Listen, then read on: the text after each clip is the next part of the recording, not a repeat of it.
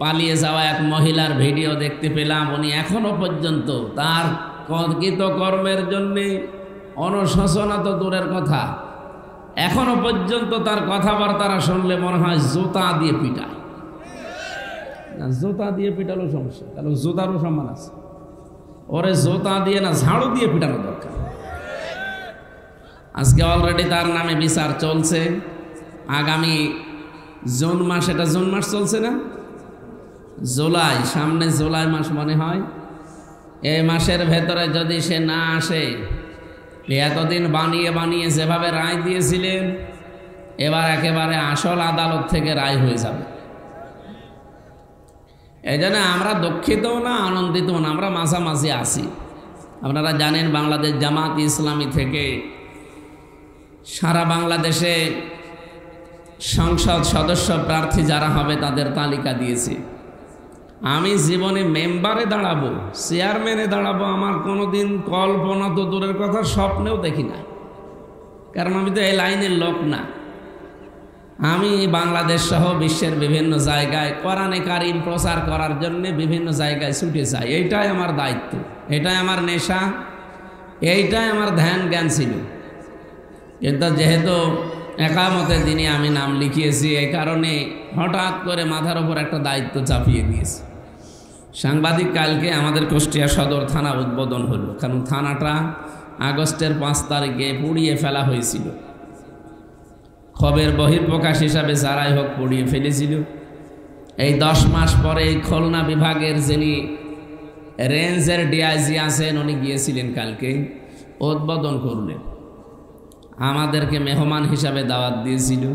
তা আমাকে সাংবাদিক প্রশ্ন করছে যে আপনাকে যে এই আসনের জন্যে, এই আসনটা তো গুরুত্বপূর্ণ একটা আসন, কারণ ওখানে হানিফ সাহেব দাঁড়াতেন। হানিফ সাহেবের নাম শোনেননি?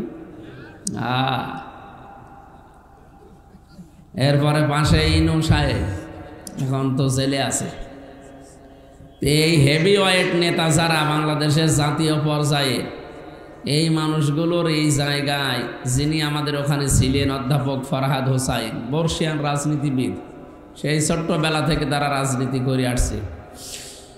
বার্ধক্যের কারণে শরীর একেবারে মানে সেই পর্যায়ে নেই যে পর্যায়ে থাকার কথা। এই জন্য সংগঠন থেকে তাকে একটু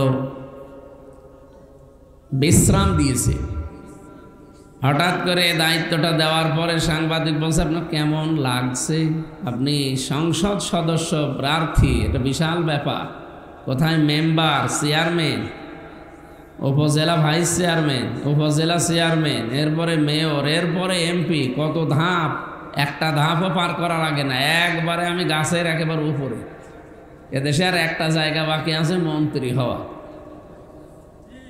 বলেন এই জায়গায় একবারে যদি হঠাৎ চোখ খুলে দেখি যে আমি কি আর আমি আছি?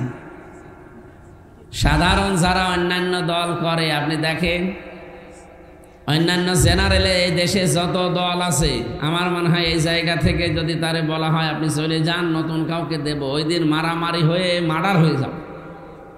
এই কথা বলেন না কেন? আরে ভাই, সত্য স্বীকার করতে আপনার অসুবিধা কি? একটা ওয়ার্ড কমিটি গঠন হয়, তাই পদ নিয়ে মারামারি হয়। এ বাংলাদেশে আছে না নেই?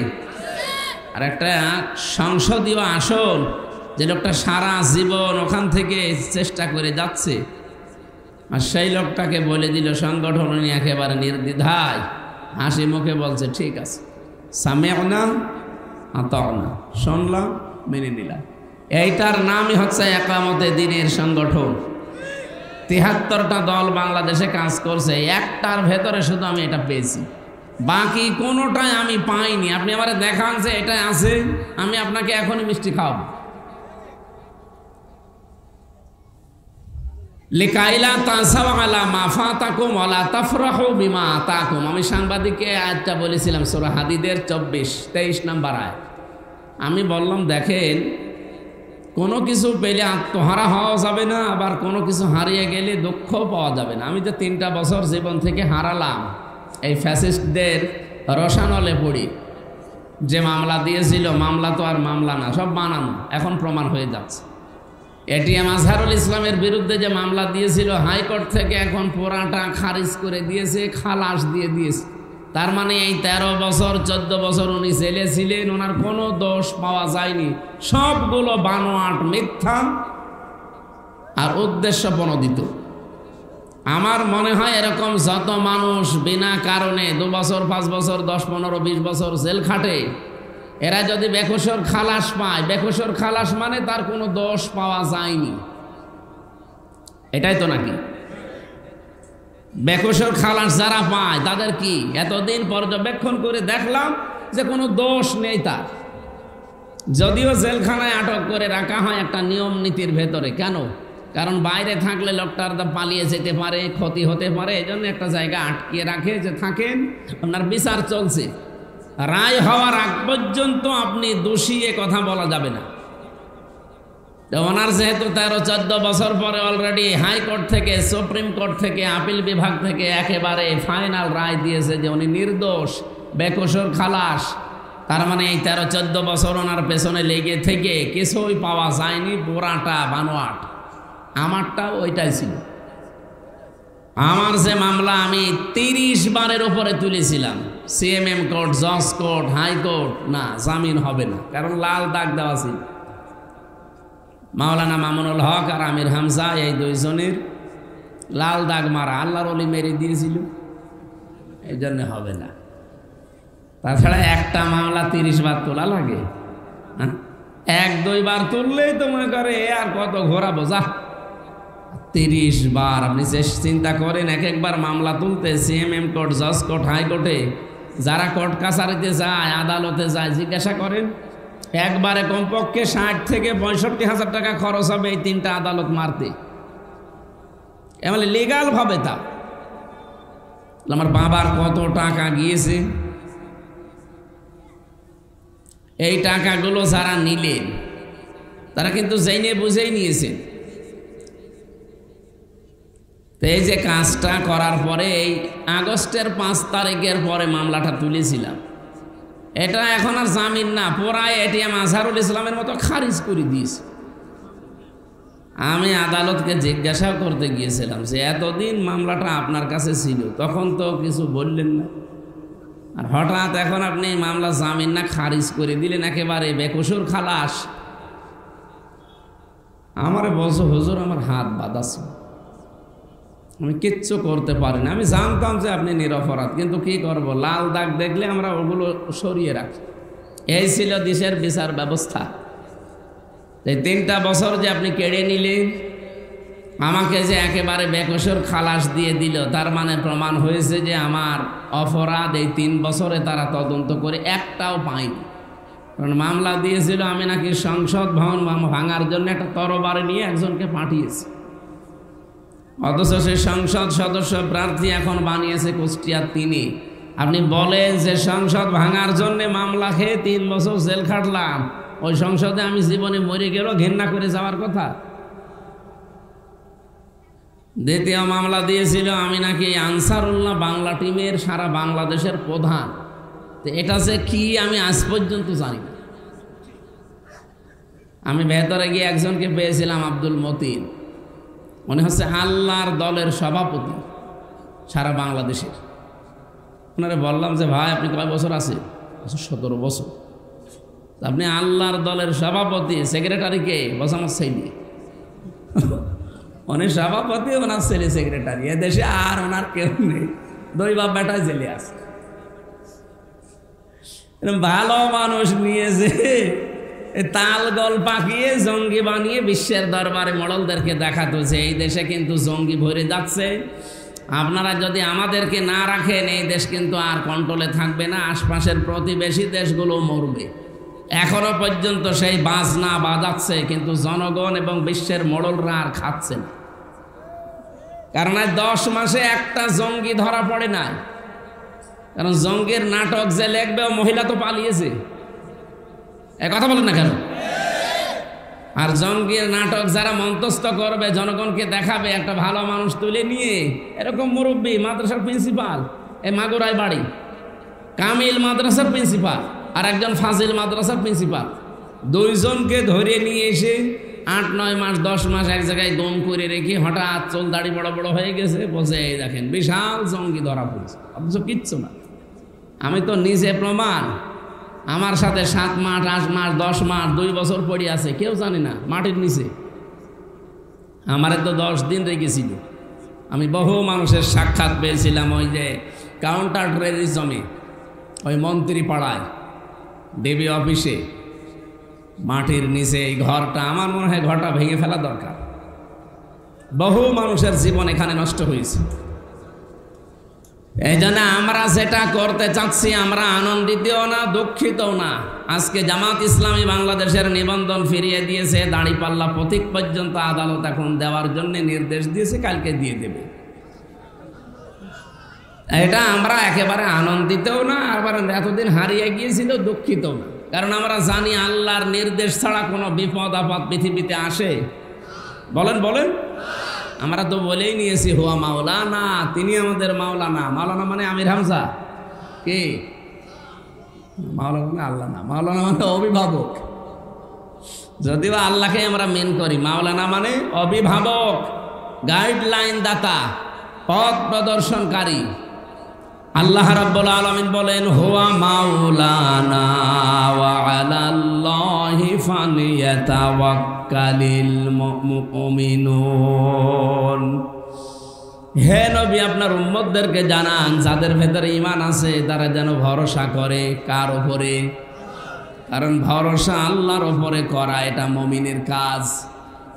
এই ভরসা যার যত বেশি হবে, দৃঢ় হবে, পাকাপোক্ত হবে, অকানা হাক্কান আলাইনা নাসরুল মুমিনিন, এই মুমিনদেরকে তত বেশি সাহায্য করা আমি আল্লাহর জন্য হক, অধিকার, ওয়াজিব হয়ে যায়। এই জন্য সামনে যে সময় আসতেছে, কোন দলে লোক বেশি কোন দলে লোক কম এটা দেখার দরকার নেই, দেখতে হবে যে কোন দলে ঈমানদার বেশি। ওয়ালা তাহিনু ওয়ালা তাহজানু ওয়া আনতুমুল আ'লাউনা ইন কুনতুম মুমিনিন। এখানে আলেম আছে। আল্লাহ পাক বলেন কোনো চিন্তা নেই, কোনো ভয় নেই, এমনকি দুর্বল হয়ে যাবে না, মনক্ষুণ্ণ হবে না, নিজেকে ছোট ভাববে না, ভয়ও পাবে না, চিন্তার তো কারণই নেই। ওয়া আনতুমুল আ'লাউনা, তোমরাই বিজয় হবে। আরবি গ্রামার দিয়ে যদি আপনি আয়াতটা মিলান, দেখবেন আয়াতটা ভুল। ওয়ান্তুম আ'লাউনা ছিল, আ'লাউনার আগে আলিফ লাম দিয়ে এটাকে আল্লাহ মারিফা বানিয়ে দিয়েছেন। অথচ গ্রামার অনুযায়ী আমরা পড়েছি মুবতাদা যদি মারিফা হয় খবর হবে সব সময় নাকিরা, অনির্দিষ্ট হবে। অথচ আল্লাহ এখানে আলিফ লাম দিয়ে এটাও মারিফা বানিয়ে দিয়েছেন। খবর যদি মারিফা হয়ে যায় কোন সময়, ইফিদুল হাসরা, হসরের ফায়দা দেবে, বাংলা অর্থ দাঁড়াবে হবে। আল্লাহ বলেন ভয় নেই, চিন্তা নেই, তোমরা বিজয় হবে না, হবে। ইন কুনতুম মুমিনিন, শর্ত একটা, যদি মুমিন হতে পারো। সুতরাং মুমিন হওয়ার দায়িত্ব কার? আল্লাহ। আল্লাহ মুমিন হবে, আল্লাহ তো মুমিন আছেই, অনেক তো মুমিন। আর আমরা কিন্তু মুমিন না, আমরা হচ্ছে আব্দুল মুমিন। কি কথা বলেন না কেন? আমরা কি? আমরা আব্দুল মুমিন, মুমিনের দাস, বান্দা, অসাতক্ষীরাবাসী। এ পর্যন্ত বলার পরে আমি যেটা সামারাইজ করতে চাই, ভালো করে খেয়াল করেন। কোনো কিছু পৃথিবীতে আসবে না যতক্ষণ আল্লাহ ওইটা লিখে না রেখেছে। এই জন্য আমাদের হারিয়ানোর কোনো ভয় নেই। জিতে গেলে আনন্দে আত্মহারা হয়ে একেবারে সব উলট পালট করব, সেই আকাঙ্ক্ষা আশঙ্কা নেই। আমরা স্বাভাবিক। আমরা কি বলেন বলেন? আজকে যত বড় একটা নিয়ামত আল্লাহ আমাদেরকে দিল, আপনি কি মনে করেছিলেন বাংলাদেশ জামাত ইসলামে ওই ৭১ সালে কি একটা ঝামেলা, ওই কারণে তার নিবন্ধন বাতিল করেছে? না, ৪৯টা দলের নিবন্ধন আছে এই দেশে, এবং সব মিলে প্রায় ৭৩টার উপরে দল এই দেশে কাজ করছে। বাংলাদেশ জামাত ইসলামীরও নিবন্ধন ছিল, কেড়ে নিয়েছিল 8 সালের দিকে, 9 সালের দিকে কেড়ে নিয়ে এই 12 বছর পরে এই মামলা চলছিল। কোনো দিনের জন্য চিন্তা করেছেন কেন এদেরটা কেড়ে নিল? তো ছিলই একটাই মাত্র কারণ, কেড়ে নিয়েছিল যে জনগণ ক্ষমতার উৎস। এটা জামাতের ওই গঠনতন্ত্রে লেখা ছিল না, ওখানে লেখা ছিল ক্ষমতার উৎস আল্লাহ। বলেন তো এই কথা যদি কোনো মানুষ না বলে তার ঈমান থাকার কথা? বলেন বলেন। এতদিন যাদের নিবন্ধন ছিল, যাদেরটা বাতিল হয়নি, তারা ওইটা বলতো যে জনগণ ক্ষমতার উৎস। জামাত ইসলামী এইটা বলেছিল যে না, জনগণ ক্ষমতার উৎস নয়, ক্ষমতার উৎসকে ওখানে আয়াত লেখা ছিল আন্নাল কুওয়াতা লিল্লাহি জামিআ। এটা শুধুমাত্র দেশের বিষয় না, এটা আন্তর্জাতিকভাবে অনেক চক্রান্ত চলছিল। ইসলাম, মুসলমান এবং ইসলামী শিক্ষা ভাবধারা এগুলো যেন এদেশ থেকে বিদায় করে এমন কিছু চাপিয়ে দেওয়া যায়, আগামী অন্তত 40 বছর পর্যন্ত যদি এভাবে চালানো যায়, পুরা জাতি আল্লাহকে ভুলে পুরাটা বেঈমান হয়ে যাবে। এরকম একটা সিদ্ধান্ত নিয়েছিল বাঁশের দাদা বাবুরা, কিন্তু আল্লাহ সফল করতে দেয়নি। আল্লাহ আমাদেরকে অন্তত মুক্ত করেছেন, বলেন আমিন। আমরা আকাশের দিকে তাকাচ্ছি বারবার, যাতে পরিবেশ আমাদের অনুকূলে নেই।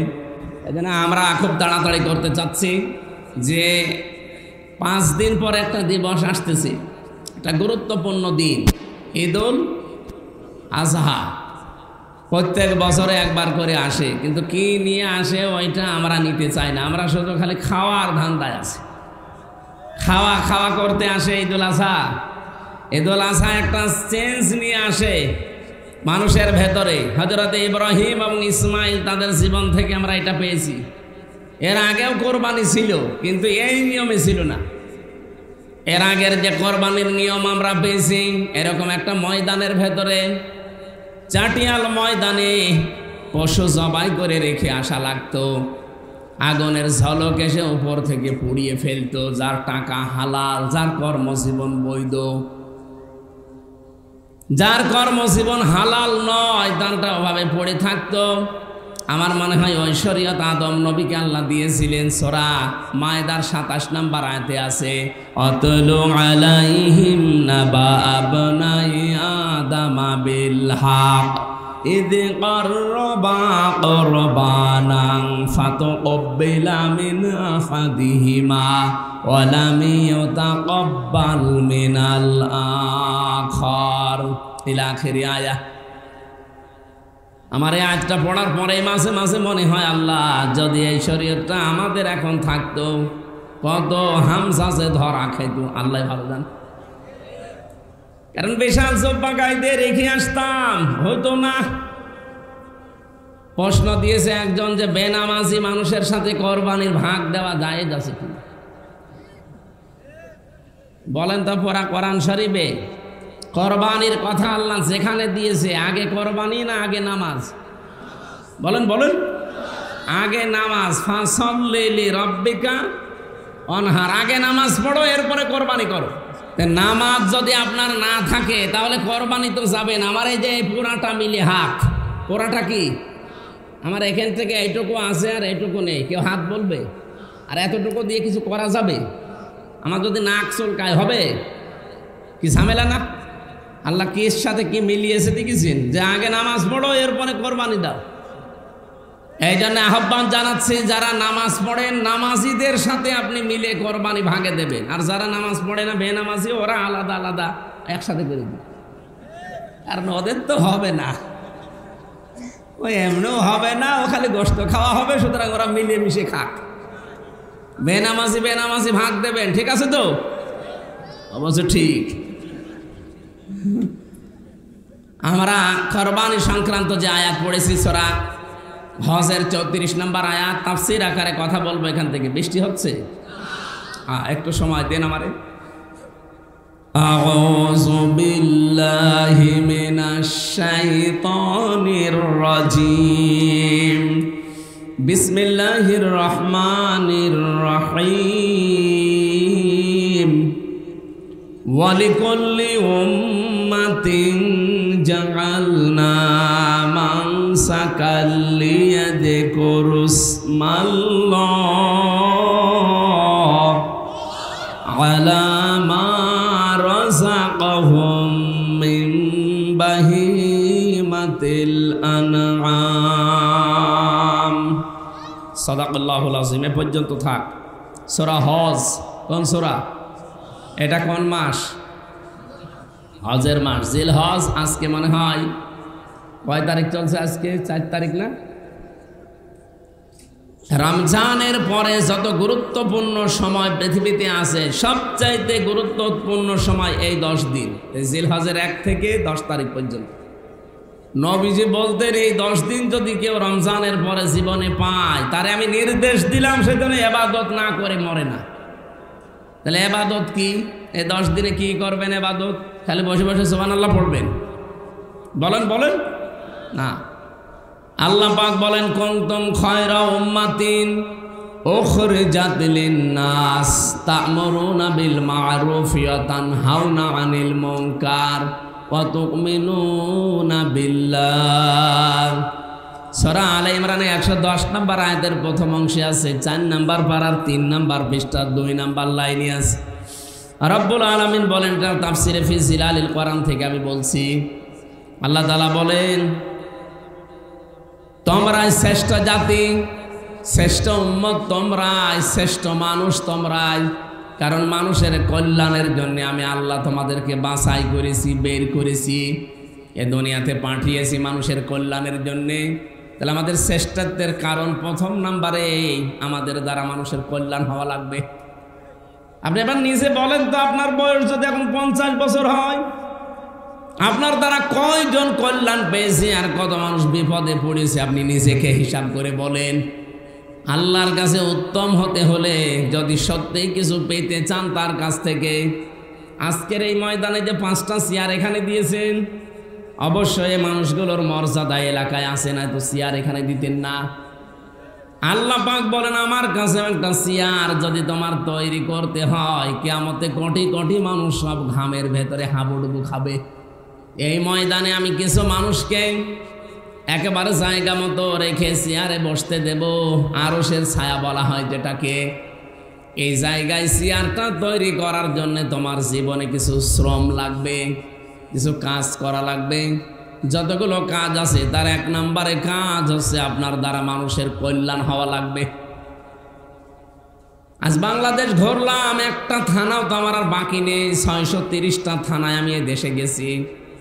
যতগুলো জায়গায় গিয়েছি, বিভিন্ন এলাকায় দেখি কত রকমের পোস্টার, ব্যানার, ফেস্টুন লাগানো থাকে। কোন কোন আল্লাহর বান্দা এভাবে হাত তুলে আছে, তার নিজের শরীরের উপর দিয়ে লেখা আছে উনি দীনবন্ধু, উনি জনবন্ধু, উনি দ্বীপ বন্ধু, এমন কোন বঙ্গবন্ধু, এরকম লেখা থাকে না? আপনি চট্টগ্রামের সন্দ্বীপে গিয়েছিলাম, যেহেতু দ্বীপ এলাকা। নোয়াখালীর হাতিয়ায় গিয়েছিলাম, দ্বীপ এলাকা। ওখানে যিনি নেতা আছে তার নামের নিচে লেখা আছে দ্বীপ বন্ধু। মানিকগঞ্জে একজন ছিল যে খাদ্য স্বাস্থ্যমন্ত্রী ছিল, ওনার নামের নিচে লেখা দেখবেন জনবন্ধু। দীনবন্ধু, জনবন্ধু, গরিবের বন্ধু, দ্বীপ বন্ধু, বঙ্গবন্ধু, যত রকমের বন্ধু আছে, এদের জীবনগুলো মিলিয়ে দেখেন তো কোন বন্ধুর দ্বারা মানবতার উপকার হয়েছে? শুধু তাদের আখের গোছানো হয়েছে, তো ছাড়া কিছু হয়নি। অন্য সময় বাদই দিলাম, 15 বছর তো অন্তত সন্দ্বীপে হাতিয়ায় যারা দায়িত্বে আছে এমপি ছিল, এই 2 জন মানুষকে ওরা যেহেতু দ্বীপ বন্ধু লেখে নামের নিচে, দ্বীপ বন্ধু, দ্বীপের মানুষের জন্য তারা বন্ধু। কি কল্যাণ করেছেন? একটা সেতু বানাতে পারেননি, এমনকি একটা ফেরি চালু করতে পারেননি। 15 বছর প্রায় 17 কিলোমিটার যাওয়া লাগে সাগরের ভেতর দিয়ে। আমি প্রায় 4 বার গেলাম এবার দিয়ে।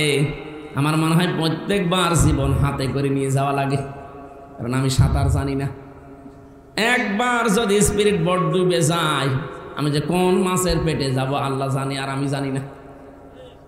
এরকম একটা ভয়ঙ্কর জায়গা, কারণ ওখানে ফেরি চালু করা যেত না। কি করেছেন আপনি? শুধু নিজের আখের গুছিয়েছেন, এখন সেই গোছানো টাকা তো খেতেও পারেন না, পালিয়েছেন। এজন্য শুধু বন্ধু বন্ধু লিখে দিলে হবে না, আপনার জীবনের দ্বারা অন্তত মানুষের উপকার হয় এরকম কিছু থাকা লাগবে।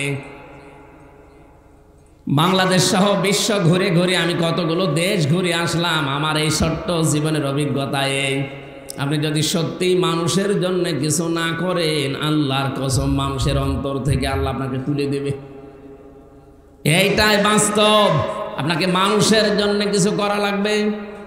ব্যাংকে টাকা ছাতা পড়ে যাচ্ছে, আমার কুষ্টিয়ার হানিফ সাহেবের যে কত টাকা ছিল উনি জানতো আর আল্লাহ জানতো।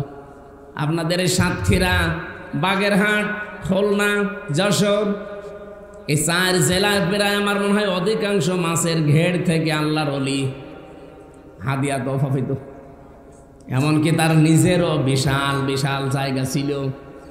কি করেছেন আপনি? এই 15টা বছরের ভেতরে কত হাজার হাজার কোটি টাকার মালিক হয়েছিলেন। কি করেছেন আপনি? এখন তো নিজে থাকতেও পারেন না, ভোগও করতে পারেন না। কুষ্টিয়ার বাড়ি পর্যন্ত এখন অলরেডি শ্মশান হয়ে গেছে। কেন এমন কাজ করলেন আপনি? আপনার দ্বারা মানুষের উপকার যদি না হয় আপনি কিসের মানুষ? এই যে ব্যাংকে হাজার হাজার কোটি টাকা আপনি রেখে দিয়েছেন, এগুলো সব এখন ছাতা পড়ে যাচ্ছে, কারণ আপনার সই ছাড়া তো তোলা যায় না। আর সরকার যদিও এখন বাজেয়াপ্ত করছে, করুক। আমার মনে হয় অবৈধ ইনকাম যাদেরই আছে, শুধু 15 বছরে না, এই 54 বছরে যাদের অবৈধ ইনকাম সব যেন ইউনুস নিয়ে সরকারের কোষাগারে জমা দেয়। এটা চান না? এটা রেকর্ড হচ্ছে। যার যতটুকু আছে নিজের বৈধ ইনকাম বাদ দিয়ে বাম হাতের ইনকাম আপনি দুদকের কাছে দিলেই টের পেয়ে যাবেন। একটাও যেন না থাকে, সব নিয়ে আপনি দিয়ে দেন রাষ্ট্রের কোষাগারে। আমি কালকে একটা রিপোর্ট পেয়েছি, পদ্মা সেতু বানাতে যে টাকা খরচ হয়েছে ওই টাকা দিয়ে কমপক্ষে 4টা পদ্মা সেতু বানানো যায় ভালো করে, যদি টাকাগুলো পাচার না হইতো আর মারিং কাটিং। তারপরেও তো একটার খরচে 4টা বানানো যায়। যেই টাকা পাচার হয়েছে ওই টাকাগুলো যদি দেশে থাকতো কমপক্ষে 36টা সেতু বানানো যেত, পদ্মা সেতু। আজ রাজবাড়ির গোয়ালন্দ ঘাটে একটা সেতু পাওয়া যাচ্ছে না, ওদিকে চাঁদপুরের থেকে ভোলার একটা সেতু দরকার, ওখানে একটা সেতু নেই। কত জায়গায় এখনো পর্যন্ত এই ব্রিজ সেতু দরকার, এগুলো সব বানানো এই 15 বছরে সম্ভব ছিল যদি এই টাকাগুলো ওরা মেরে না খেত আর পাচার না করত। এদেশের দুর্ভোগের পেছনে সবচাইতে দায়ী এই 54 বছর যারা ছিল সবাই। শুধু 15 বছরের কথা বলবো না, উপকার আপনি করেননি। এই জন্য টাকা ব্যাংকে ছাতা পড়ে যায় আর আপনার কোনো হিসাব নেই। আমি আপনাকে দান করতে বলছি না, আপনি ওই টাকাগুলো দিয়ে অন্তত একটা ফ্যাক্টরি বানান। মালয়েশিয়া ছিলাম কয়েকদিন আগে, সিঙ্গাপুর, থাইল্যান্ড, ইন্দোনেশিয়া, বাহরাইন, কতগুলো দেশে ঘুরতে ঘুরতে আমি পাইলটকে জিজ্ঞাসা করতাম যে ভাই এদেশে এত উন্নত হয় কি করে? যতগুলো দেশে আমার এই হেলিকপ্টারে করে পাইলটে নিয়ে গেছে তারা বলেছে 2টা কারণে এই দেশ দাঁড়িয়ে গেছে, সিঙ্গাপুর, মালয়েশিয়া, থাইল্যান্ড। 1 নম্বরে এই দেশের ভেতরে কোনো দুর্নীতি নেই। 2 নম্বরে এই মানুষগুলো সময়ের ব্যাপারে খুব সেন্সিটিভ, সময়ের কাজ তারা সময়ে করবে। আমাদের দেশে এই 2টার একটাও নেই। সময়ের কাজ সময়ে করা হয় না। একবার বাজেট দিয়েছিল পদ্মা সেতুতে, একবারে হয়নি, 3বার বাজেট ঘুরিয়ে ঘুরিয়ে বেশি করেছে। যেখানে 10,000 কোটি টাকা হলে হয়ে যায় সেখানে 33,000 কোটির উপরে খরচ। কেন এত টাকা লাগবে কেন? যেভাবে টার্গেট দিয়েছিল ওই টার্গেটে বানিয়ে ফেললে কিন্তু এই বাজেট আর বাড়ানো লাগে না, আর এত সময়ও লাগে না। সিঙ্গাপুর 2004 সালের পর থেকে তারা দাঁড়িয়ে গেছে, অথচ দেশটা মাছ ধরে খাওয়া মানুষ, ওরা জেলে, ওর আশপাশে শুধু সাগর আর সাগর, মাঝখানে একটা দ্বীপ, 45 কিলোমিটার এ মাথা ও মাথা। এ সাতক্ষীরার চাইতে আমার মনে হয় 3 ভাগের 1 ভাগ। আমি তো সাতক্ষীরায় ঢুকেছি সে আসরের পরে, আর এখানে আসতে বাজলো রাত 9টা। কত বড় দেশ! 3.5 ঘন্টার উপরে শুধু সময় লেগেছে পর্যন্ত আসতে সেই দশক থেকে। অথচ সিঙ্গাপুরে এ মাথা ও মাথা মাত্র 1 ঘন্টা সময়ও লাগে না, 50 মিনিটে আমার শেষ।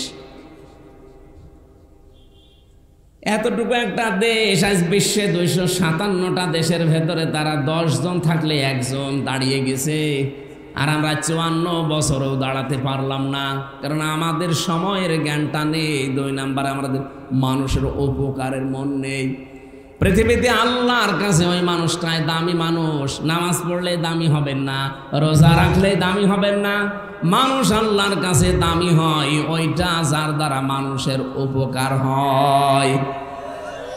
আপনার দ্বারা যদি মানুষের 10টা কর্মসংস্থান তৈরি না হয়, একটা 10টা অটো কিনে বলেন যে 10টা অটো 10 এলাকার মানুষকে কিনে দিলাম, গরিব মানুষকে আপনারা চালাবেন, 10টা সিএনজি কিনে দিলাম চালান, কিন্তু আমাকে মাসে মাসে এই টাকা দেবেন আর বাকি টাকা উপায় করে আপনি সংসার চালাবেন। ওর সংসারও চলবে, ওর উপায়ও হবে, আপনার টাকাও দেবে, মাঝখান থেকেও চিন্তায় চাঁদাবাজি চুরি ডাকাতি থেকে বেঁচে থাকতে পারবে। এইভাবে 54 বছর যদি সাঁচিয়ে ফেলতে পারতাম, বাংলাদেশটা আজ মালয়েশিয়ার আগে দাঁড়িয়ে যেত। চট্টগ্রামে একটা খাল 400 কোটি টাকা চেয়েছিল, যারা ওখানে দায়িত্বে আছে বলেছিল সরকারকে যে 400 কোটি টাকা দেন, খালটা আমরা মেরামত করে দেব। বাংলাদেশ জামাত ইসলামের ওখানে যিনি দায়িত্বে আছেন আলহাজ শামসুল ইসলাম না শাহজাহান চৌধুরী, সাবেক এমপি, উনি বলেছে টাকা 400 কোটি, 1 টাকাও দেওয়া লাগবে না, 1 কোটি টাকা খরচ করে আমি পুরাটা মেরামত করে দেব, আর 1টা টাকাও রাষ্ট্রের দেওয়া লাগবে না, সব টাকা আমার সংগঠন থেকে দেব। 1 কোটি টাকা সংগঠন থেকে নিয়ে খালটা বানিয়ে এই যে এবার মেরামত করে দিয়েছে।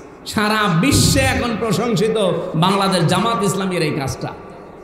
তারা বলছে 400 কোটি টাকার কাজ 1 টাকাও না নিয়ে মাত্র 1 কোটিতে যারা করতে পারে, এদের হাতে দেশ গেলে নিরাপদ থাকবে, এটা তার প্রমাণ। বাংলাদেশের সাবেক মন্ত্রী মাওলানা মতিউর রহমান নিজামী রহমতুল্লাহ আলাইহি 5 বছর মন্ত্রী ছিলেন, তাও 2টা মন্ত্রী। টাকা তো 1টা টাকা চুরি করে নাই, ডাকাতি করে নাই, মেরে খায়নি। দায়িত্ব পালন করার পরে 36 টাকা বেঁচেছিল, ওই টাকাটা ফেরত দিয়েছে। আপনি ভালো মানুষ খুঁজে পান না, ভালো মানুষ খুঁজতে কি আটরশি যাওয়া লাগবে, দেওয়ানবাগি যাওয়া লাগবে? আল্লাহর ওলি খুঁজতে উনি যায় দেওয়ানবাগি, রাজারবাগি, সুরেশ্বরী, আটরশি। কে বলেছে আল্লাহর ওলি গুণ? আল্লাহর ওলি তো ওইটা যেই লোকটা তার কর্মজীবনে সঠিক। হাবিল আর কাবিলের ঘটনা সেই ছোটবেলা থেকে পড়ি শুনি শোনায় না, শুধু শোনানোর জন্যে না। হাবিলেরটা কবুল হয়েছিল, কাবিলেরটা কবুল হয়নি, কারণ একটাই, কাবিলের টাকা ছিল হারাম আর হাবিলেরটা ছিল হালাল। এই শরীয়ত বললাম না, এখন যদি থাকতো তো বাংলাদেশে কত হাসি আমরা ধরা খেতাম। মানুষ আমাদের সাথে আত্মীয়তা করাও বন্ধ করে দিতে, বলছে দেখতে তো ভালো মনে হয় কিন্তু ওর তো কর্মজীবন ঠিক নেই, তাহলে ওরটা কবুল হইল না কেন? ওই সময় কাবিল বলেছিল তোরটা কেন কবুল হয়ে গেল, তোরে আমি রাখবো না, মেরে ফেলবো। না, আরো বলবে তো যে ভাই আপনি তো আমার ছোট, তুই বয়সে আমার ছোট, দুনিয়ায় আমার পরে এসেছিস, তোর শরীরের শক্তি কম, তারপরও তোরটা কবুল হয়, আমারটা হয়নি। কেন হয়নি? আমি এটা আবিষ্কার করে দেখি আমি তোর মতো হতে পারি কিনা। না, তোরটা কেন হয়েছে তোরই মেরে ফেলবো। আমার মনে হয় এখন কাবিলের মতো কাজ অনেকে করছে। এই 54 বছরে আপনি তাদের মতো হতে পারেন না যাদেরকে জনগণ ভালোবাসে, তাদের মতো চরিত্র বানাতে পারেন না, তাদের মতো অর্থনীতি ঠিক করতে পারেন না, নিজে তো কিছু করে না, যারা ভালো কাজ করে বলে তোকেই মেরে ফেলবো, তোরে মানুষ এত ভালোবাসে কেন? এগুলো কি মানুষের কাজ না কাবিলের কাজ? এই কাবিলের ভাইরা ভাই অনেকে এখন দেশে ঘুরে এসেছে। ওই দিন হাবিল বলেছিল ক্বালা ইন্নামা ইয়াতাকাব্বালুল্লাহু মিনাল মুত্তাকিন। ও ভাই, আপনারটা কবুল হয়নি, এই জন্য আপনি আমাকে মেরে ফেলতে চান। কান খাড়া করে শোনেন, পৃথিবীতে মুত্তাকিদের ছাড়া কোনো কিছু আল্লাহ কবুল করে না। কথাটা বলতে গিয়ে তিনি ইন্নার পরে মা লাগিয়েছেন। ক্বালা ইন্নামা, মা শব্দটা যদি ইন্নার পরে আসে বাংলা অর্থ দাঁড়ায় কেবলমাত্র, একমাত্র, শুধুমাত্র, হবেই হবে, তবে, এরকম 33টা অর্থ আছে। হাবিল এটা জানাতে চেয়েছে ওই দিন যে ভাই শুধু আপনাকেই বলছি না, তাকাব্বালু এটা মজারে, বর্তমান, ভবিষ্যৎ, প্রেজেন্ট, ফিউচার, কিয়ামত পর্যন্ত আমাদের ভাই ভগ্গর দুনিয়ায় যারা আসবে, আমরা তো আদমের সন্তান, আমাদের মতো আমাদের ভাইরা বোনরা কিয়ামত পর্যন্ত আসতেই থাকবে। সবাইকে উদ্দেশ্য করে আজকে একটা ওয়াজ করলাম, ক্বালা ইন্নামা ইয়াতাকাব্বালুল্লাহু মিনাল মুত্তাকিন। আল্লাহ পাক শুধুমাত্র, কেবলমাত্র, একমাত্র মুত্তাকি যারা তাদেরটা গ্রহণ করে থাকে, তাছাড়া অন্য কারোরটা আল্লাহ গ্রহণ করে না। তাহলে কোরবানি কবুল হওয়াতে 1 নাম্বার শর্ত আপনাকে মুত্তাকি হওয়া লাগবে। মুত্তাকি মানে কি? আমার মতো বিশাল জব্বা গায়ে দিয়ে, টুপি মাথায় দিয়ে, হাতে একটা তসবিহ নিয়ে, দুনিয়ার কোনো খেয়াল নেই, শুধু সুবহানাল্লাহ পড়ছে, এটা মুত্তাকি না। মুত্তাকির সংজ্ঞা হচ্ছে আল্লাহর নিষিদ্ধ কাজগুলো ঘৃণা ভরে ছেড়ে দেওয়ার নাম মুত্তাকি। বলেন তো এই দেশে আল্লাহর নিষিদ্ধ বহু কাজ আছে, ইচ্ছা থাকার পরও ছেড়ে দেওয়া যায় না, এমন জায়গা নেই? ঘুষ দেওয়াও হারাম, নেওয়াও হারাম, কিন্তু এমন একটা জায়গা দেখান যেখানে ঘুষ ছাড়া কাজ হয়। দেখান, কোর্টে যান, কোর্টের বারান্দার ইট পর্যন্ত টাকা চাই। আপনারা তো আর কোর্টে কামে যান না। আমার বাবার মানে সে জোতার তলা ক্ষয় হয়ে গেছে এই 3 বছরে, কারণ আমি তো একটা ছেলে, ও পাগল হয়ে গেছে মুরব্বী। কোথায় যাওয়া লাগবে, কোন উকিলের কাছে, কোন পিপির কাছে, কারে ধরা লাগবে, কারে টাকা দেওয়া লাগবে, খালি ছুটেছে। গ্রাম্য মানুষ তো যে যা বলেছে পাগলের মতো ছুটেছে। বের হওয়ার পরে আমারে বলছে, হামজা যেখানে যাই সেখানে, এমনকি কোর্টের বারান্দার দিকে তাকিয়ে যে ইট লাগানো আছে, ইটের দিকে তাকালেও মনে হয় ইটও বলবে টাকা দিন।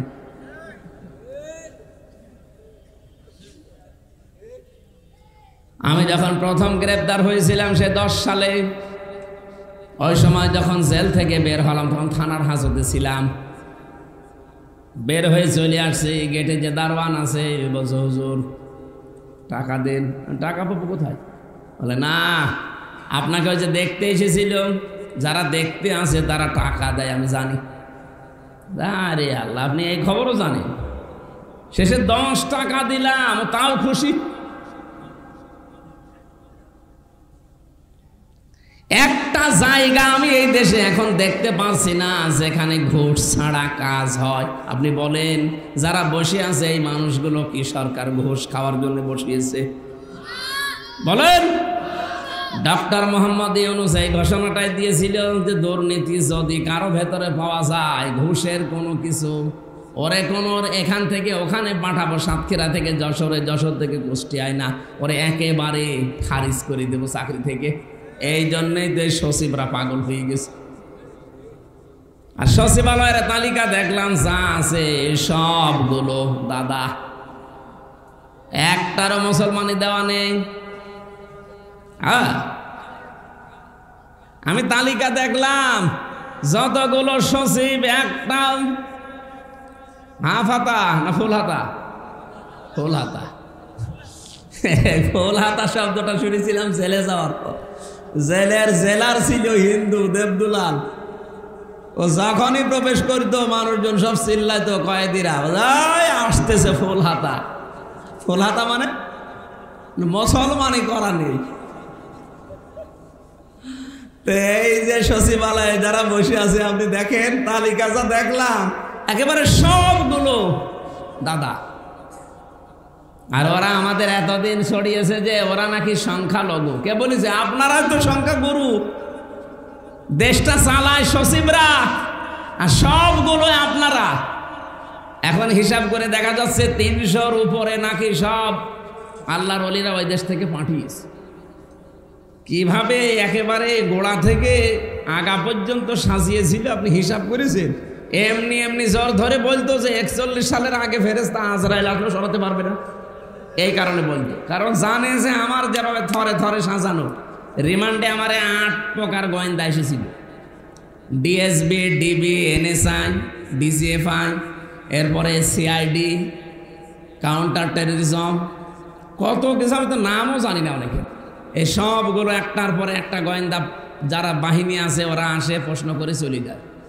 এই 8টায় আমি দেখেছি, আমি তো 10 দিনের রিমান্ডে 8টায় দেখলাম সব থরে থরে ওদের সাজানো, বাইরের কেউ নেই। আমার মামলার আয়ু ওদের, মামলার পিপি ওদের, মামলার যে জজ ম্যাজিস্ট্রেট এই যে রিমান্ড ডাকে সে ওদের, যে জজ বিচারের রায় দেবে সে ওদের, বিচারপতি যেটা হাইকোর্টে সে ওদের।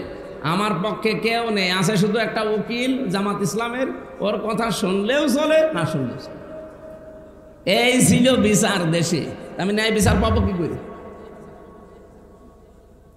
ও আমার ভাইরা, আমরা যদি আল্লাহর কাছে দামি হতে চাই, আবার বলছি, যার যেখানে যতটুকু আছে এইটুকু দিয়ে আপনি মানুষের কল্যাণের জন্য লেগে পড়েন। কি করবেন টাকা দিয়ে?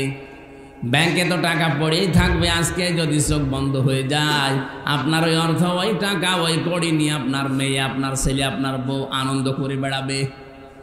কথা বলেন না কেন? এখন যেমন করছে অনেকের। আজকে যে মৎস্য মন্ত্রী ছিল একজন, সমরে জাউল করিম, একটা ভিডিও পাঠিয়েছে যে কত কষ্ট করে যে আমি ভারতে পালিয়েছি, 4 ঘন্টা নাকি কচুরি পানার ভেতরে লুকিয়েছিল। কেন আপনি এমন কাজ করবেন যে মানুষ দেখলে আপনাকে কুকুরের মতো পিটাতে চায়? কেন? এমন জীবন তৈরি করা যায় না যে ক্ষমতা চলে গেলেও যেন মানুষ আপনার জন্য আফসোস করে। ফামা বাকাত আলাইহিমুস সামাউ ওয়াল আরদু ওয়া মা কানু মুনজারিন। রব্বুল আলামিন বলেন, এই পৃথিবীর ময়দান থেকে এমন মানুষ বিদায় নেয় যার জন্য আকাশেও কেউ কাঁদে না, জমিনেও কেউ কাঁদে না, ইন্না লিল্লাহ কেউ পড়ে না। এমন মানুষ নেই? আমি একটা দেখাচ্ছি, যে কালামানিক যেটা বিচারপতি ছিল, আমার মনে হয় এ শয়তান যদি মরে যায়, ওর জন্য ইন্না লিল্লাহ পড়া দূরের কথা, যদি 1 কোটি মানুষ কেউ কথা বলতে পারে, সবাই বলবে আলহামদুলিল্লাহ। আমি ডিবি অফিসে কয়েকটা অফিসারের নাম বলছি, এদেরকে আমি জেলখানায় দেখেছি। মানুষ এদের উপরে যে রেগে আছে, কারণ এরা যে ক্ষতি করেছে। ডিবির ডিসি ছিল মশিউর, কোন জেলায় বাড়ি আমি জানি না, অবশ্যই তার কানে এটা যাবে। আমি আপনাকে বলছি, সতর্ক করছি, জনগণের সামনে যদি আপনি পড়েন, আর আমার সাথে যারা জেলে ছিল তাদের জীবন আপনি নষ্ট করে দিয়েছেন। ফুটবলের মতো পিটায় মানুষকে, ফুটবলের মতো। এতটুকু বাঁটু একটা মানুষ বলে যে মানুষ না মারলে আমার ভেতরে জোশ আসে না। এরপর ডিসি নজরুল ইসলাম মোল্লা, আর আমার দ্বারা দায়িত্বে ছিল বিশেষ করে কাউন্টার টেররিজমের প্রধান আসাদুজ্জামান গোপালগঞ্জের। আমি তার শয়তান দেখিনি। আমার মনে হয় যদি শয়তান দেখতাম তো এরকমই হতো, একটা টাটকা নির্ভেজাল শয়তান। মানুষ এরকম গালি দিতে পারে আমার বিশ্বাস হয় না। তাও আমার যাই হোক, আমার নামের আগে তো অন্তত হাফেজ লিখা আছে, মাওলানা মুফতি লিখা আছে, লিখা নেই? এটাকে আমি আন্দাজে লিখেছি, সার্টিফিকেট অর্জন না করে লিখেছি। আমি 6 মাস কয়দিনে হাফেজ হয়েছি কোরআনে। আমি মাওলানা শেষ করেছি, মুফতি শেষ করেছি, অনার্স মাস্টার্স করেছি বিশ্ববিদ্যালয় থেকে। একে না করে আন্দাজে, এগুলো আন্দাজে এখানে লিখে দিয়েছেন আপনারা। এগুলো লেখা দেখার পরেও লোকটা যে গালি দিত আমারে প্রতিদিন, আমার মা বাপ তুলে, অথচ নিজেই বলতো মাঝে মাঝে তোমার কোনো দোষ নেই, আমরা জানি, আমার দোষ নেই, ছেড়ে দেন না। ওরা ইচ্ছা করলে বহু সহজ করে দিতে পারতো বিষয়টা, কিন্তু টাকাও খেয়েছে, কঠিনও করেছে। বাবারে বলেছিল যেদিন ধরে তার পরের দিন যে 50টা মামলা দেব যদি এখনই 10 লাখ টাকা না দেন। তো গ্রাম্য মানুষ বাবা তাড়াতাড়ি করে এদিক ওদিকে ধার ধর করে বলছেন 8 লাখ টাকা দিয়েছে।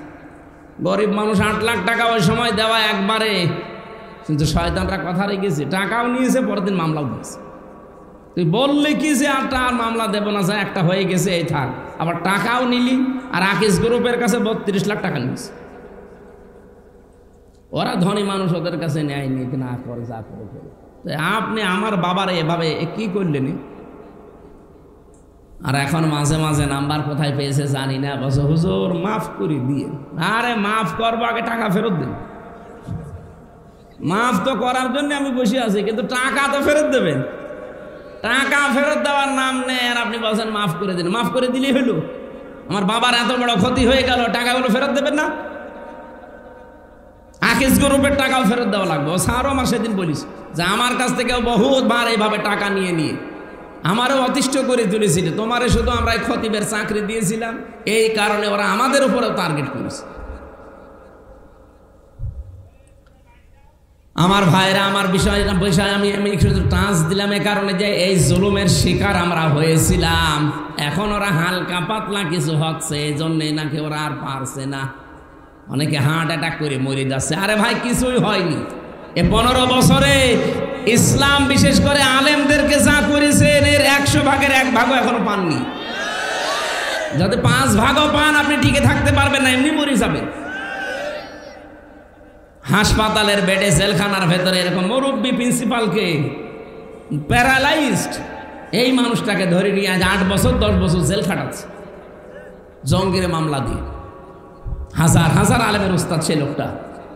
মাগুরায় বাড়ি, শালিখা থানায় নাকি শ্রীপুর। আমি যখনই হাসপাতালে মাঝে মাঝে 2-3 মাস 4 মাস পরে একবার যেতাম, হাও মাও করে কাঁদ। এ মুরব্বীও 6 মাস ছিল। কারে বাদ দিয়েছেন আপনি?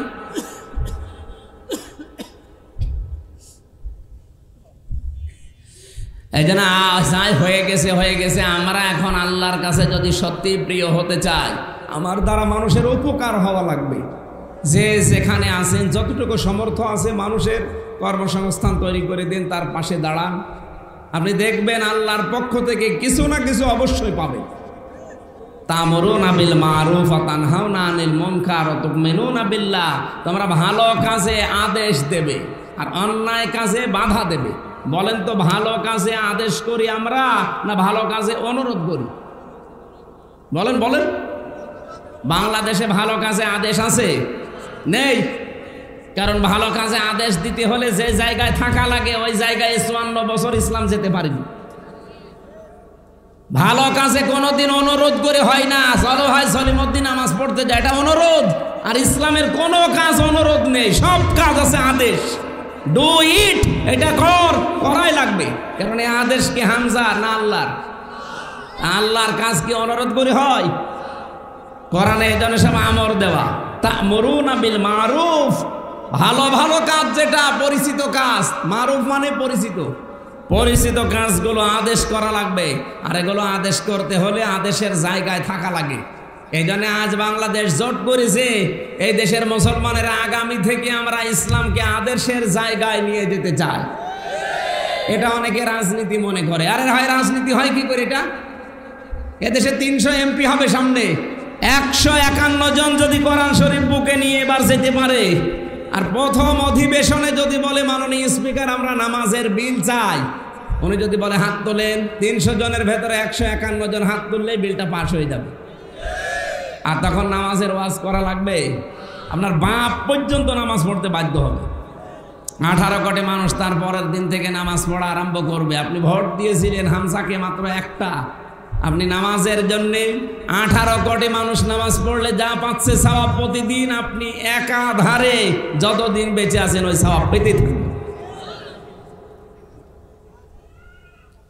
এই জন্য আমরা ইসলামকে আদেশের জায়গায় নিয়ে যাব।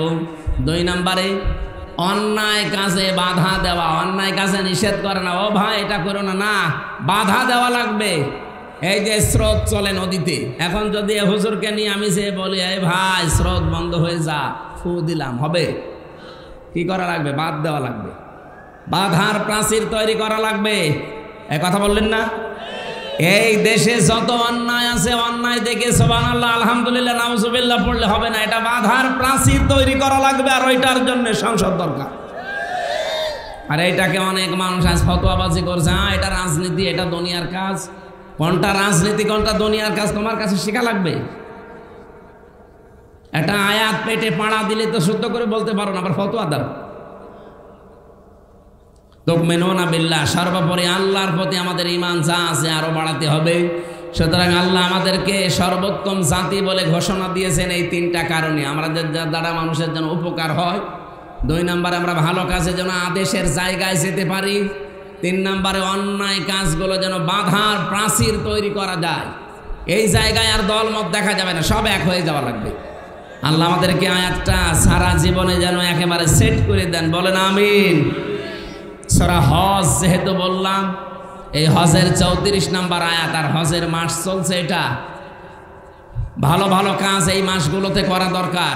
4টা মাস আল্লাহর কাছে পবিত্র মাস বলা হয়। একটা হচ্ছে এই জিলহজ, জিলকদ, রজব আর মুহররম। তার ভেতরে 3টা তো পার হয়ে গেছে, এখন যেটা আছি এই মাসে আমাদের সম্মান দেওয়া লাগবে আল্লাহর এই মাসকে। এটা আল্লাহর মাস, শাহরুল্লাহ বলা হয়। আল্লাহ রাব্বুল আলামিন বলেন, যালিকা মা ইউআযিম শাআইরাল্লাহি ফাইন্নাহা মিন তাকওয়াল কুলুব। এইটাই আল্লাহর বিধান। আল্লাহ পাক বলেন, আমার এই মাসগুলোকে, আমার এই নিদর্শনগুলোকে সম্মান দাও। সম্মান তো তারাই দিতে পারে যাদের ভেতরে আল্লাহর ভয় তাকওয়া আছে। তাহলে এই জিলহজ মাসকে আপনি সম্মান দেবেন কি করে? জড়সড় হয়ে বসে থাকবেন আপনি? না, এই জিলহজ মাসের সম্মান হচ্ছে কাফেররাও এই মাসকে সম্মান দিত। এই মাস আসলেই তারা মারামারি, গন্ডগোল, হট্টগোল, কেস কামারি যা আছে, হামলা মামলা তারা সব বন্ধ করে দিত। আমরা আজ মুসলমানেরা ওই আমলটাও করতে পারি না। জিলহজ মাস এসেছে, এখন কি মামলা মোকদ্দমা বন্ধ আছে? বিনা কারণে মিথ্যা মামলা বন্ধ আছে, চাঁদাবাজি বন্ধ আছে। বলেন তারপরে কি সম্মান করছেন এই মাসকে? আল্লাহ যে বললেন এটা আমার মাস, মিনহা আরবাতুন হুরুম, এই 4টা মাস পবিত্র, সম্মান দাও এই মাসকে। ফালা তাজলিমু ফীহিন্না আনফুসাকুম, এই মাসে নিজেদের উপরে জুলুম করো না, কোনো গুনাহ ইচ্ছা করে জড়িয়ে যেও না। পরকীয়া প্রেম করা কি সওয়াব না গুনাহ? আরো জোরে। এই গুনায় যারা আছেন, শয়তানের ধোঁকায় হোক, নফসের জালে পড়ে হোক, এক্ষুনি এই মাসের সম্মানে বন্ধ করা লাগবে। যাদের মোবাইলে এরকম মেয়ে লোকের নাম্বার আছে, এখনই ডিলিট করে দেন। বলে হুজুর আজকে আর ওয়াজ করার দরকার নেই।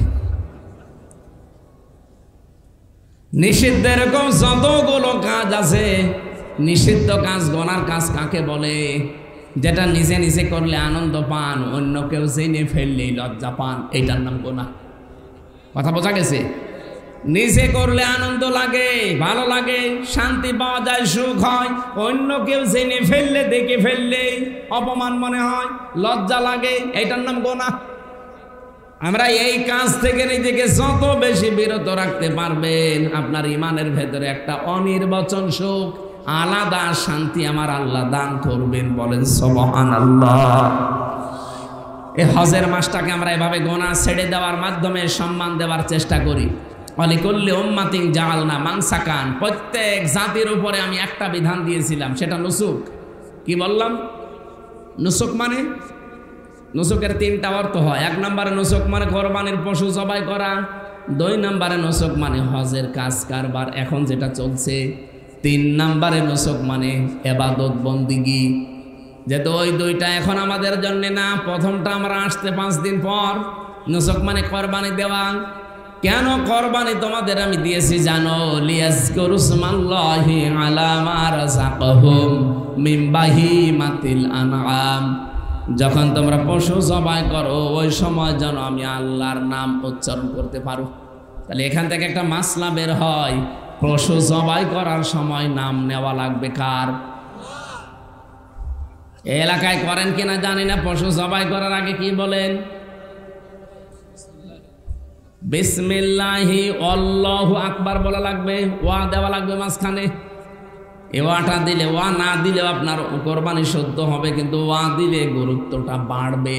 বিসমিল্লাহি আল্লাহু আকবার, আল্লাহর নামে এবং যিনি সব চাইতে বড়। এ কথাটা যদি কেউ নাও বলে মুসলমান, তারপরেও তার জবাই শুদ্ধ হবে, কিন্তু এটা বলা সুন্নাত। এটা নবীজি নিজে বলতেন। আল্লাহর নাম উচ্চারণ করেন। আল্লাহর নাম উচ্চারণ জানো তোমরা এই গবাদি পশু পাখি জবাই করার সময়, পশুগুলো জবাই করার সময় নিতে পারো, যেগুলো তোমরা রিজিক হিসাবে খেতে থাকো। তাহলে রিজিক হিসাবে খাওয়ার সিস্টেম আমরা পেয়েছি আমাদের জাতির পিতা ইব্রাহিম আলাইহিস সালামের পর থেকে। এর আগে সিস্টেমটা বললাম, আকাশ থেকে আগুন এসে পুড়িয়ে ফেলতো, খাওয়া যেত না। তাহলে আল্লাহ আমাদেরকে অন্তত এটা খেতে দিয়েছেন, এটা হাদিয়া আল্লাহর পক্ষ থেকে। কোরবানি মানে উৎসর্গ করা, কোরবানি মানে, তাহলে আমি তো আল্লাহর জন্য দিয়েই দিয়েছি, উৎসর্গ করেই দিয়েছি, ওইটা তো আর আমার দায়িত্বে থাকার কথা না। এই জন্য আল্লাহ জানিয়েছেন ওয়াতিউল বা ফাকুলু মিনহা ওয়াতিউল বা ইসাল ফাকির, নিজে খাবে কোরবানির গোশত। 2 নম্বরে ফকির মিসকিন যারা, এরকম অসহায় মানুষ যারা ক্ষুধার্ত, এদেরকে দেবে। 3 নম্বরে এমন এমন লজ্জাশীল মানুষ আছে কিন্তু ক্ষুধার্ত, ওরা সম্মানের খাতিরে কিছু চাইতে পারে না, তার মানে গরিব আত্মীয় স্বজন। এই 3 জায়গায় যে কোরবানির গোশত দেওয়া লাগবে, সূরা হজ 32 নম্বর আয়াতে 28 নম্বর আয়াতে আছে। ভালো করে মিলিয়ে বাড়ি যে দরকার হয় বাংলা দেখে নেবেন। ফাকুলু মিনহা ওয়াতিউল বাইসাল ফাকির, 1 নম্বরে নিজে যা পারেন খাবেন। 2 নম্বরে যারা অভাবী কিন্তু চাইতে পারে না লজ্জার কারণে, চোখ লজ্জা, এরকম আত্মীয় স্বজন দেখে দিয়ে দেবেন। 3 নম্বরে যারা মিসকিন চায়, গরিব মানুষ, এদেরকে ফকির ফাকরা যারা আছে। তাহলে 3 জায়গায় যে দেওয়া লাগবে, এটাকে আমি এখন বানালাম। বলেন বলেন, প্রশ্ন আপনারা এখানে কয়েকটা দিয়েছেন। 1 গরুতে কোরবানির সাথে আকিকা করা যাবে কিনা? এটা সুন্নত হবে না, জায়েজ হবে, কিন্তু সুন্নত আলাদা দেওয়া লাগবে পশু। 1 গরুতে 7 ভাগ পর্যন্ত দেওয়া জায়েজ আছে। আকিকাটা এটা জীবনের বিনিময়ে জীবন বলা হয়, এই জন্য আপনি আলাদা করে একটা ছাগল কিনে দিন, ছাগলটা ছোট হোক অসুবিধা নেই। আর 2 নম্বরের মাসলা এটাই হচ্ছে, আকিকা দেওয়া লাগে জন্মের 7 দিনে, এটা সুন্নাত। আর জীবনে যে কোনো সময় দিলে এটা সুন্নাত হবে না, এটা জায়েজ হবে। জায়েজ আর সুন্নাত এক জিনিস না। অনেক মানুষ দেখা যায় বাবা হয়তো বিভিন্ন জেলায় কাজ করে বা বিদেশে আছে, বলে ওর বাবা আসুক তারপরে দেব। আরে ভাই, আকিকা দেওয়া সুন্নাত, বাবা থাকা তো সুন্নাত না। বাবা থাকাকে সুন্নাত, সুতরাং বাবা জাহান্নামে যাক। সন্তানের বিপদ আপদ দূর করার জন্য যদি সমর্থ থাকে এটা দেবে। 2 নম্বরে গরুর চামড়া ও খাল ছাড়লে কি, সে ছাড়লে খাসি ছাড়লে কি, ছাড়লে না ও ছাগলে, আরে ভাই ওটা অঙ্গ ত্রুটি কে বলিস আপনাকে? তাহলে আমাদের এখানে যারা আছি সবকে অঙ্গ ত্রুটি করে ফেলেছি আমরা। এখানে এই যে ছোটখাটো বাচ্চা বাদ দিয়ে বাকি যারা আমরা আছি সব ওই ছাগলের মতো না? কথা বলছেন না কেন? তাই আমরা কি অঙ্গহানি করে ফেলেছি? এটা আমাদের দরকার। তো ওটা যারা করছে ওটা অঙ্গহানি না। হ্যাঁ, কিছু কিছু আলেম ওলামা ফতোয়া দিয়েছে যে এটা কাটার দরকার নেই।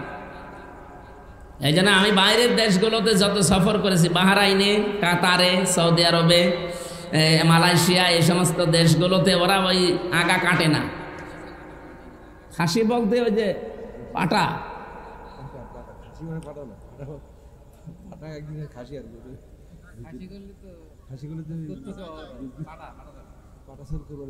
হ্যাঁ হ্যাঁ জায়েজ নেই মানে ওইটাই দেবে, কিন্তু ওটার মাংস মনে হয় গন্ধ করে। আপনারা দরকার জাল বেশি, আগুন বেশি জ্বালিয়ে খাবেন, অসুবিধা নেই। যদি দিতে পারেন ওইটাই দেওয়া দরকার। এই খাসি পাঁঠি এইগুলো আমি বুঝি না ভালো। যারা এই সমস্ত কাজ কারবার করে এদের সাথে থাকা লাগবে কিছুদিন। আর একটা প্রশ্ন আছে যে এই যে গরু আর ছাগল যারা জবাই করে গোশত বানিয়ে দেয়, এই গোশতই তাদেরকে পারিশ্রমিক হিসাবে অনেকে দিয়ে দেয়। না, এটা আপনার কোরবানি জায়েজ হবে না। ওর জন্য আলাদা কষায় ভাড়া করে রাখবেন। 2000, 5000, 10,000 টাকা দিয়ে আপনি 1.5 লাখ টাকা দিয়ে কোরবানি দেবেন, তো 4-5 হাজার টাকা কষাইকে দেওয়া যাবে না? ওটা আলাদা করে দেওয়া লাগবে, ওই গোশত দিয়ে সব দেওয়া যাবে না।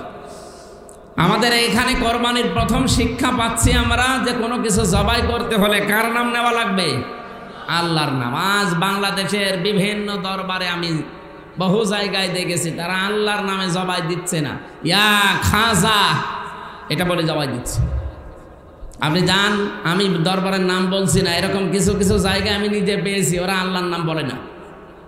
আমি 16 সালে হজ করে আসলাম, এসে একটা দরবারে গেছি, এই যে আমি নাম ধরেই বলি ভাই আমার কপালে যা আছে হোক, এই যে আটরশি।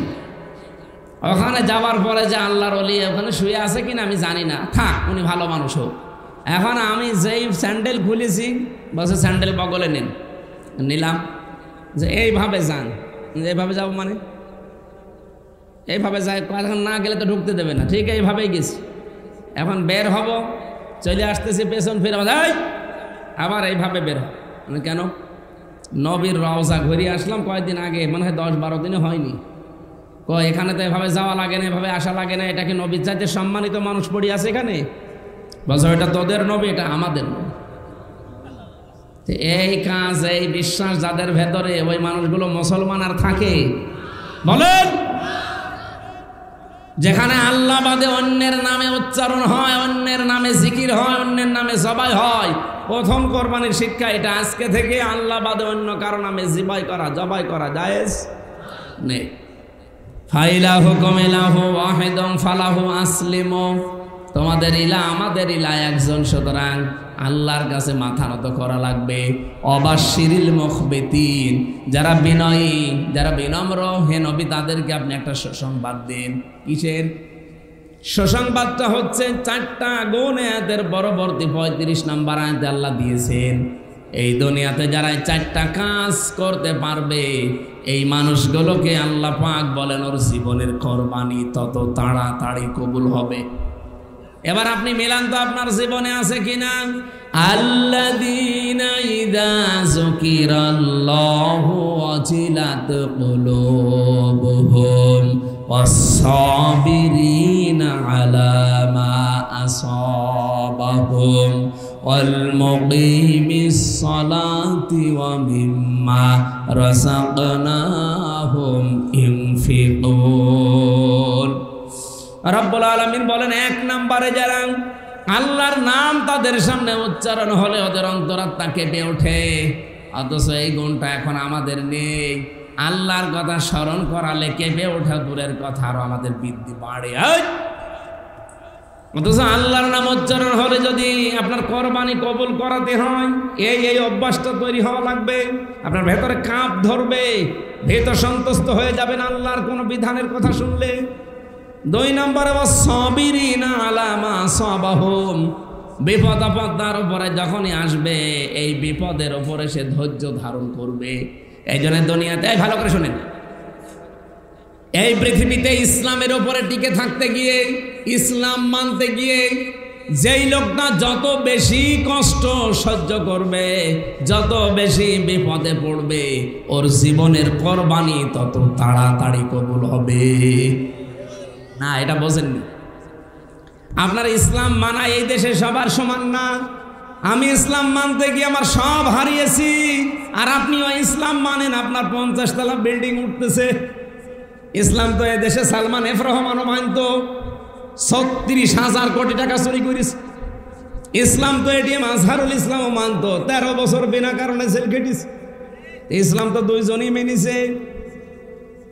এই জন্য এই পৃথিবীতে ইসলামের উপরে টিকে থাকতে গিয়ে, ইমানের উপরে থাকতে গিয়ে যার যত বড় বিপদ আসবে, ওর বিপদটা যত কঠিন হবে, তত তাড়াতাড়ি ওর জীবনের কোরবানি কবুল হবে। কোরবানি মানে শুধু পশু না, কোরবানি অর্থ কয়টা বললাম? 3টা। 3 নম্বরে ওয়াল মুকিমিস সালাতি, যে লোকটা নামাজ কায়েমের আন্দোলন করবে। এই নামাজ কায়েম করা এটা কিন্তু হামজার কাজ না, এটা রাষ্ট্রের কাজ। কার কাজ? বলেন। এখানে নামাজ পড়ার কাজ হামজার, ফাসল্লি লিরাব্বিকা, নামাজ পড়ো রবের নামে, এটা আমার কাজ। কিন্তু নামাজ কায়েম করা এখানে আল্লাহ 3 নম্বরে ফাসল্লি দেয়নি, দিয়েছে আল মুকিমিস সালাত, সে নামাজ কায়েম করবে। আর নামাজ কায়েম করার দায়িত্ব রাষ্ট্রের। এটা সূরা হজের 41 নম্বর আয়াতে দেখবেন, আল্লাযীনা ইম্মাক্কান্নাহুম ফিল আরদি আকামুস সালাহ, আমি যাদের রাষ্ট্রীয় ক্ষমতা দেব, ওরা যদি মুমিন হয়, ইমানদার হয়, প্রথম তারা নামাজ কায়েম করবে।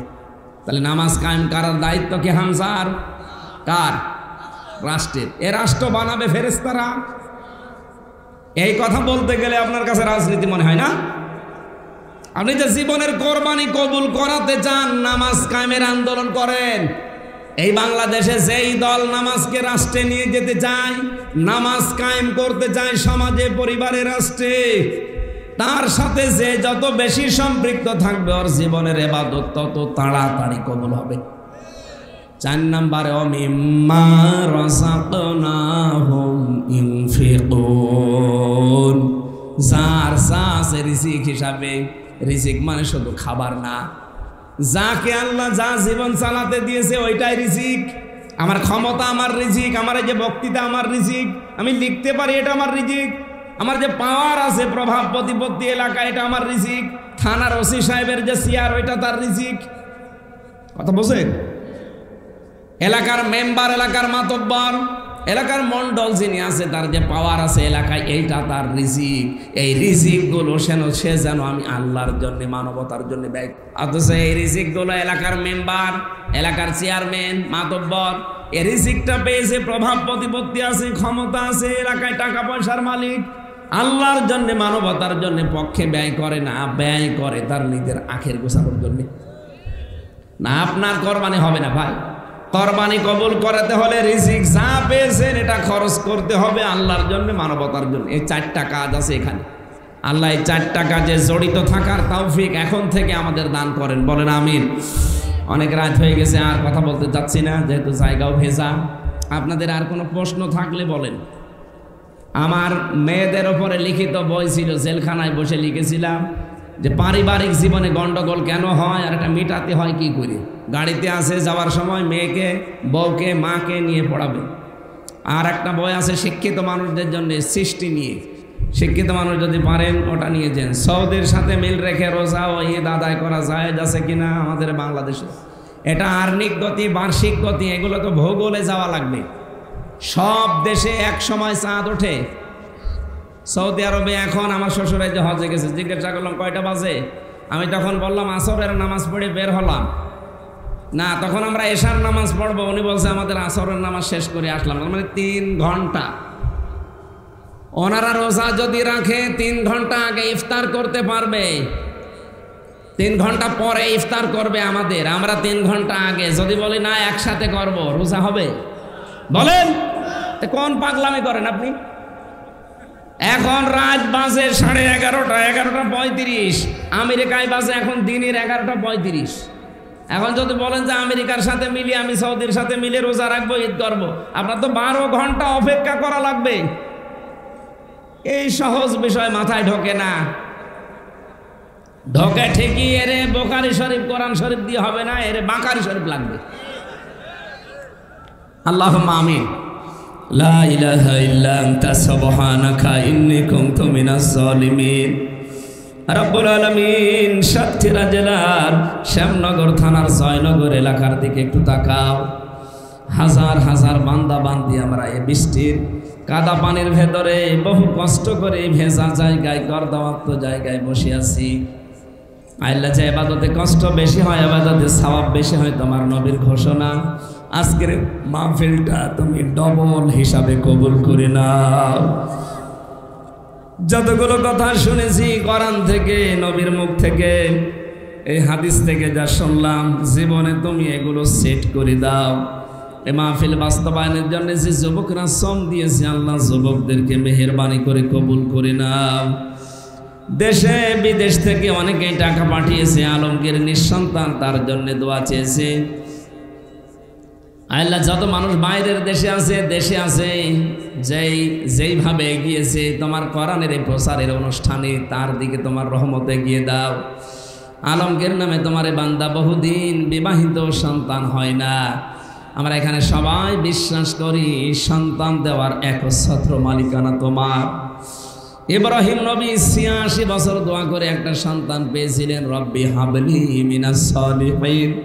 তুমি 86 বছর পরে বলেছিলে ফাবাশশারনাহু বিগুলামিন হালিম। তুমি আলমগীরকে একটা গোলামিন হালিম উপহার দাও। এই মাহফিলের জন্য যারা স্বেচ্ছাসেবক কাজ করছে, যত সদস্য আছে, আল্লাহ এলাকার দল মত নির্বিশেষে যারা কোরআনের অনুষ্ঠানে এগিয়ে এসেছে, এদেরকে যে মা পেটে নিয়েছে, মায়ের পেট তুমি ধন্য করে দাও। সম্মানিত মা বোনদের জন্য আলাদা করে কিছু বলতে পারলাম না। ওই মানুষগুলোকে তুমি আয়েশার মতো খাদিজার মতো বানিয়ে দাও। স্বামী সংসারে যারা অবাধ্য আছে আল্লাহ তুমি মেহেরবানি করে বাধ্য করে দাও। দাখিল এসএসসি পরীক্ষা যারা দিচ্ছে আল্লাহ তাআলা এদের মেধা স্মৃতি খুলে দাও, সফলতার সাথে পরীক্ষা দেওয়ার তৌফিক দাও। রব্বুল আলামিন এলাকায় মাটির নিচে যারা ঘুমিয়ে আছে কোরআনের ইজ্জতে মাফ করে দাও। যার মাধ্যমে সেই কুষ্টিয়া থেকে এই সাতক্ষীরা এলাকাতে আসি তোমার যুবক বান্দা মিলন, আল্লাহ তাআলা তোমার এই পাগলকে তুমি কবুল করে নাও।